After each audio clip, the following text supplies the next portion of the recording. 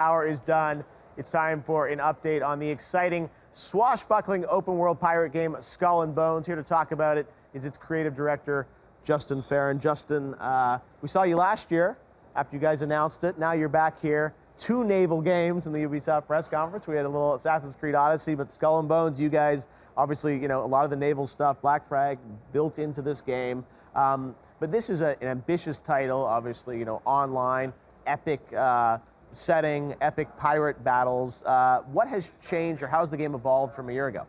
Well, a year ago, we showed some of our multiplayer, our PvP, bringing people into the world of Skull and Bones. And this year, we wanted to showcase what really makes our game defining, which is the act of attacking and robbing from a ship at sea. Our game is set during the twilight of the golden age of piracy. Our pirates have left the Caribbean, and they come to the largest, richest, and most dangerous hunting ground in the Indian Ocean.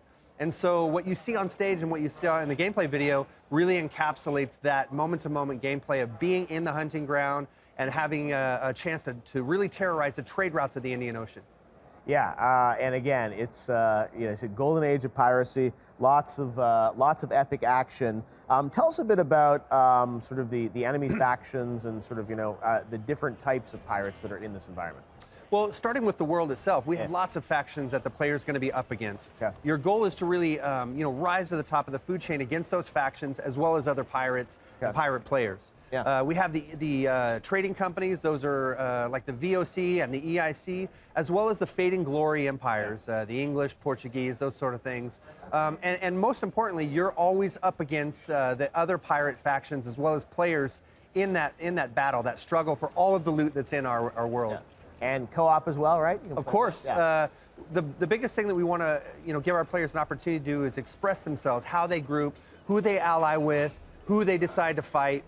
It's a choice that you have to make, and the most critical decision you can make is at that moment when you're face-to-face with another player. Yeah, well, it looks absolutely incredible. Even a year later, it feels like the graphics tech has only improved. Tell us about, you know, what is the release strategy? Now it'll be next year we'll get to check it out? Right. Well, you know, as you know, our goal was to make sure that we can deliver on the promise of being the ultimate pirate experience. And for us, that means taking the time to make sure that we do it right, understanding what the community wants out of the game, and delivering on that. We're using that time to make sure that we give players exactly what they deserve and what they expect from Ubisoft. I mean, we're a AAA, you know, company. We deliver experiences that are, you know, set the benchmark, and that's what we're setting out to do. Wow. Well, it looks absolutely beautiful. Thanks. So much going on in this game, so we'll get to hear much more about it. But visually, it's really, I'm impressed with how you guys have really graphically improved it. I'm sure gameplay, when I get to go my hands on with it, it's going to be great. Is it playable over at E3? Absolutely. Okay, cool. You know, we brought not only the favorable winds fortune, but there's another opportunity for players to see how fortunes affect the experience. And for us, fortunes are really the ever-evolving, changing, you know, baseline, the backbone of our game. So they're going to be able to play in the favorable winds, where there's lots of merchants, and you're competing against Olivier Levasseur, Le Bouze, the Buzzard. He's a famous historical pirate, and you're going to be face-to-face with his gang. And in the conflict, which is really about bringing players face-to-face with the empires who are struggling and fighting against each other for control of the trade routes, you're going to be able to come in and disguise yourself if you want, and be able to disrupt those 2 factions, and then try to take all the loot while you can. Wow. All right, Skull and Bones, playable at E3. We'll check it out next year. Really appreciate you stopping by. Thanks very much. Give us the update.